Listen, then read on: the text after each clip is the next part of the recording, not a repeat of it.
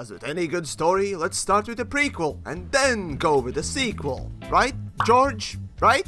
In the wake of Star Citizen and Elite Dangerous, the third competitor arose in the space sim genre way back in 2013, the No Man's Sky. But unlike the other two giants, this little thing, well, when I say little, anyways, this thing was an indie game that later got picked up by Sony, and in 2016 it got full release without making a crowd-funded project like the other two peers. Now, my initial thoughts about the game were positive, maybe because I didn't listen to the whole hype circus and only after playing it I got to experience it, but I found it charming in many ways, mostly because of the simplistic gameplay and visuals. But that aside, I started to really hate how everything gets loaded in so often, and with that ugly dissolve effect. And how even to this fucking day the milestone reaching and save points make this cutscene or whatever. Oh, and the same thing goes with intros that are not even skippable. And because of it, I wanted to start murdering something. And maybe that was intended, because planets had animals randomly being shot out of womb of RNG just like from a Gatling gun. Oh, but to make things even worse, those fucking things keep just playing that one or two super screeching sound, making me want to murder something else. Oh, like a creative director or a like.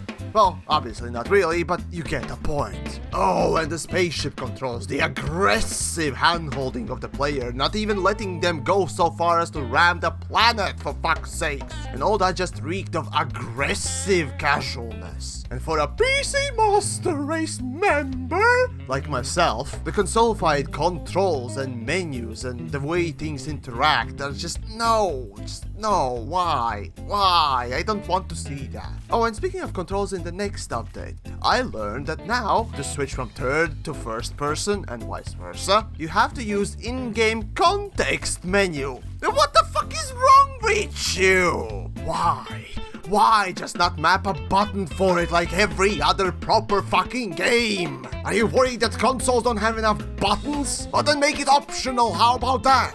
The bottom line back then at least was that a lot of people saw this game as Spore mixed with Minecraft plus some mods and minus the versatility on crafting, which, to be honest, is a pretty good way to describe what No Man's Sky is. So basically that was No Man's Sky back then, and when everyone realized that a lot of things that have been promised, or rather Murray-plied. Get it? Murray and implied?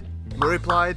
When everyone realized that most of it was bullshit served by the most shit-eating, smirk-wearing French look-alike waiter, well, what followed was a spectacle of a testicle to behold. Then, after the release, Hello Games seemed to have some great advice, and went fully dark, not responding to anything. And fair game, it was absolutely the best thing they could have done. Now, if I were in their stinky, piss-filled clown shoes, I would do what most would, and just abandon the game. Maybe fix it once in a while, but just write it off as a complete failure. Maybe even dissolve the company and make a new one, which probably would have been better, but who knows, I know not of the business. Over time, like cockroaches, Hello Games kept scurrying around gathering something, probably ranked issues, and after a while released this base building portion of the game, and people seem to like it, though to me base building often is tossed in games as a desperate attempt. Speaking of which, hey ho planet motherfucking side! But anyways, I did play it back then and really wasn't impressed, but now as the No Man's Sky Next comes out, with few graphical changes like toning down the LSD eye cancer saturated colors, adding a small thing or two, and finally releasing multiplayer for it, a 16-player co-op multiplayer that takes forever to load, but multiplayer nonetheless. Everyone seemed to be ecstatic.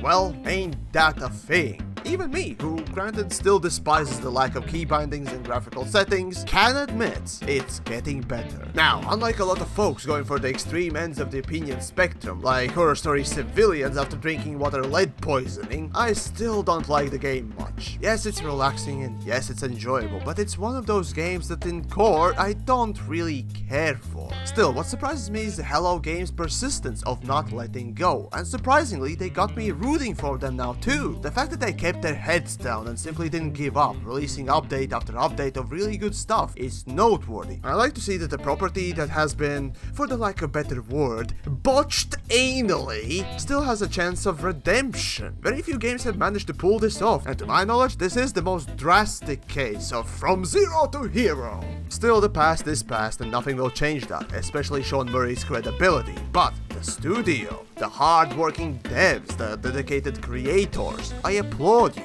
You've done well, and you've inspired me in a way too. Now you're in the position where I can actually say, hey, Star Citizen, look at how things can be done if you put in effort. Now it's up to you not to fuck up too. Otherwise there won't be enough eggs in the world to cover up your shameful face if you fail. So yeah, has No Man's Sky redeemed itself? Well, honestly, gotta say, yes. But that's just me. Now do let me know what you think of the game itself. Have you played it, or are you considering even getting it because of the recent patch? But in any case, as for the video, do share it around and dislike or like and subscribe if you did. Though I wouldn't still buy it for full price.